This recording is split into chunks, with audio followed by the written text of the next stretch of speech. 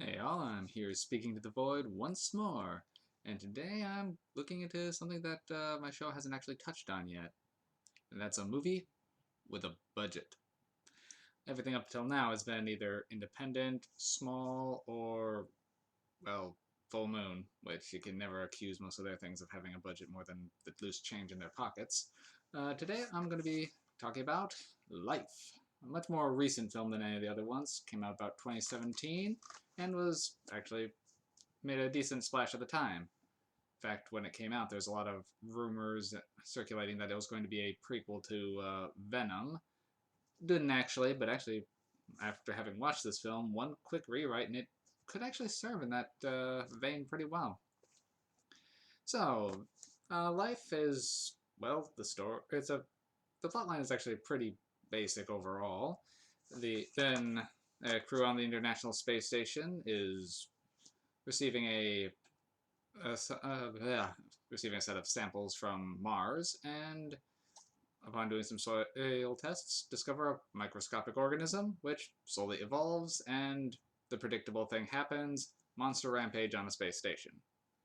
Now, basic premise there sounds an awful lot like Alien, and the similarities don't really stop. It's very in the same vein. I don't know if it's quite an homage to it, but it's hard not to compare most Alien movies to Alien. But this one definitely hits a lot of the same kind of notes as the creature moves stealthily through the ship, picking off people. Now, while Alien was more of a slow burn, this one definitely is a lot faster paced, as they've got more to deal with, as they're orbiting Earth, and, well, it's more of an immediate danger of bringing the creature back. Let's see. So things this movie did good. First off, the cast. It's a pretty big cast. We have Jake Gyllenhaal, Rebecca Ferguson, and Ryan Reynolds all in it, and they do a pretty good job as kind of expected for those three. Uh, Everyone else does a good job too. There's no real complaints in terms of the acting department. The monster itself isn't a bad design, but it's really hard to make out clearly what the thing looks like other than a amoeba starfish. As it slowly increases in size, it gets more tentacles and somewhat of a head, but actually getting a clear look at what it is doesn't really happen too easily, other than a spidery starfish monstrosity. That says the monster is completely CG, and while it's a decent effect, it's not, in certain scenes, particularly when it's out in space, it isn't the greatest. And I will actually, unlike any movie I've talked about so far, comment on the score on this one. It's big, cinematic, and really helps set the mood. It actually was pretty standout, particularly in the first half of the movie. And I will say I did like the film overall. It's probably one of the better movies I've seen this month so far, but it wasn't without its issues. It also seems to have a slight problem with the advertising kind of on the box here.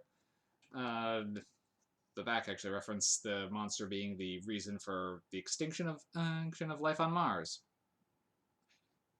I have no idea where they're getting that from. They find it on Mars, then there's no life on Mars, but they don't actually hint or talk about any past Martian civilizations, and they don't mention it being the reason for life not being sustainable there.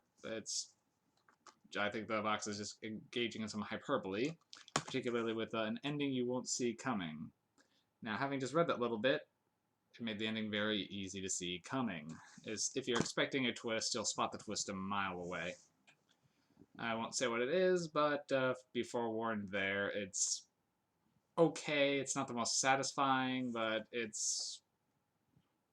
The movie was going to end one of two ways, and it kind of goes where you'd expect it to. Um, there isn't too much negatives other than that about the movie overall.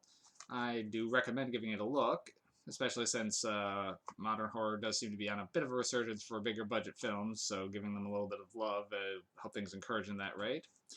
But yeah, Life, I liked it. I recommend it. Check it out.